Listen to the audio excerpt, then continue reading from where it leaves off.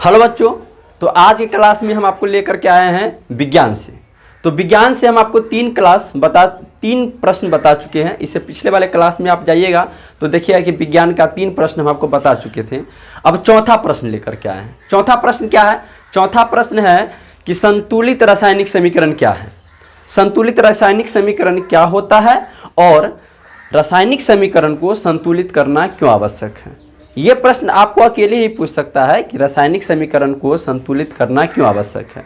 लेकिन हम एक ही में आपको बता देते हैं कि देखिए, पहले कह रहा है कि संतुलित रासायनिक समीकरण क्या है, तो इसका जवाब क्या लिखेंगे?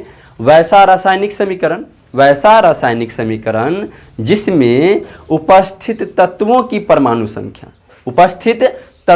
परमाणु संख्या अभिकारक और प्रतिफल में समान रहती है, तो वह संतुलित रासायनिक समीकरण कहलाती है। वैसा रासायनिक समीकरण 2 बार पढ़ेंगे, याद हो जाएगा। वैसा रासायनिक समीकरण जिसमें उपस्थित तत्वों की परमाणु संख्या अभिकारक और प्रतिफल में तीर के इस साइड जो रहता है अभिकारक होता है। यहाँ पे हम समीकरण लिख दिए हैं। तीर के इस साइड रहता है अभिकारक और इस साइड क्या होता है? तीर के इस साइड वो प्रतिफल होता है। तो अभिकारक और प्रतिफल में तत्वों की परमाणु संख्या समान रहती है, तो वह संतुलित रासायनिक समीकरण कहलाती है, और समान नहीं रहती है तो वह असंतुलित रासायनिक समीकरण कहलाती है। अब इसी में प्रश्न है कि रासायनिक समीकरण को संतुलित करना क्यों आवश्यक है। तो क्या लिखेंगे इसका? रासायनिक समीकरण को संतुलित करना आवश्यक है क्योंकि हम जानते हैं किसी भी रासायनिक अभिक्रिया में तत्व न उत्पन्न होता है न विनाश होता है। रासायनिक अभिक्रिया में क्या होता है? तत्व न उत्पन्न होता है न विनाश होता है, इसीलिए हम रासायनिक समीकरण को संतुलित करते हैं। तो इस प्रश्न का उत्तर हो गया। अब अगला प्रश्न क्या है? देखिए, अगला प्रश्न है ऊष्माक्षेपी और ऊष्माशोषी अभिक्रिया क्या है। उदाहरण देकर समझाएं। प्रश्न है ऊष्माक्षेपी और ऊष्माशोषी अभिक्रिया क्या है, उदाहरण देकर के समझाएं। तो हम क्या लिखेंगे? वैसा रासायनिक अभिक्रिया जिसमें ऊष्मा उत्पन्न होता है वह ऊष्माक्षेपी अभिक्रिया कहलाता है, और वैसा रासायनिक अभिक्रिया जिसमें ऊष्मा का अवशोषण होता है, माने कमी होता है, वह ऊष्माशोषी अभिक्रिया कहलाता है। तो इस प्रकार से हम इसका उत्तर लिख देंगे। देखिए, प्रश्न से ही हम उत्तर लिखने का प्रयत्न करेंगे। क्या है? ऊष्माक्षेपी। ऊष्माक्षेपी क्या है? जिसमें ऊष्मा उत्पन्न होता है। ऊष्माक्षेपी क्या होता है? जिसमें ऊष्मा उत्पन्न होता है, वह ऊष्माक्षेपी अभिक्रिया कहलाता है। और ऊष्माशोषी क्या है?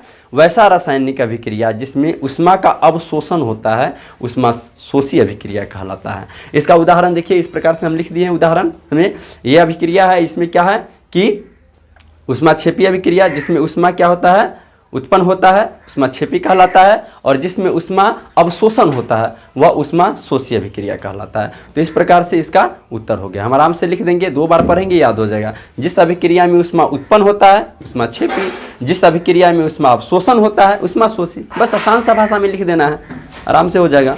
अगला प्रश्न क्या है? अगला प्रश्न देखते हैं। तो अगला प्रश्न है श्वसन को ऊष्माक्षेपी अभिक्रिया क्यों कहते हैं, समझाएं। श्वसन को ऊष्माक्षेपी अभिक्रिया क्यों कहते हैं? तो श्वसन को ऊष्माक्षेपी अभिक्रिया कहते हैं क्योंकि श्वसन में ऊष्मा उत्पन्न होता है। श्वसन में क्या होता है? ऊष्मा उत्पन्न होता है, और जिस अभिक्रिया में ऊष्मा उत्पन्न होता है वह ऊष्माक्षेपी अभिक्रिया कहलाती है। तो इसी प्रकार से अगर प्रश्न रहेगा श्वसन को ऊष्माक्षेपी अभिक्रिया क्यों कहते हैं, तो आराम से हम लिख देंगे श्वसन को ऊष्माक्षेपी अभिक्रिया इसलिए कहते हैं क्योंकि श्वसन में ऊष्मा उत्पन्न होता है। श्वसन में ऊष्मा उत्पन्न होता है, इसीलिए हम श्वसन को ऊष्माक्षेपी अभिक्रिया कहते हैं। तो इस प्रकार से हम इस प्रश्न का उत्तर लिख देंगे।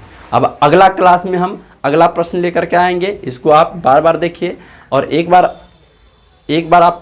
बार इस वीडियो को देखिएगा, आपको आराम से याद हो जाएगा। कोई बड़ी बात नहीं है, छोटा सा प्रश्न है और छोटा सा उत्तर है। किसी भी प्रश्न को एकदम आसान सा भाषा में हम आपको बता दिए हैं, आप आराम से उत्तर लिख सकते हैं। तो इस प्रकार से इसका उत्तर लिख देंगे। तब तक के लिए जय हिंद।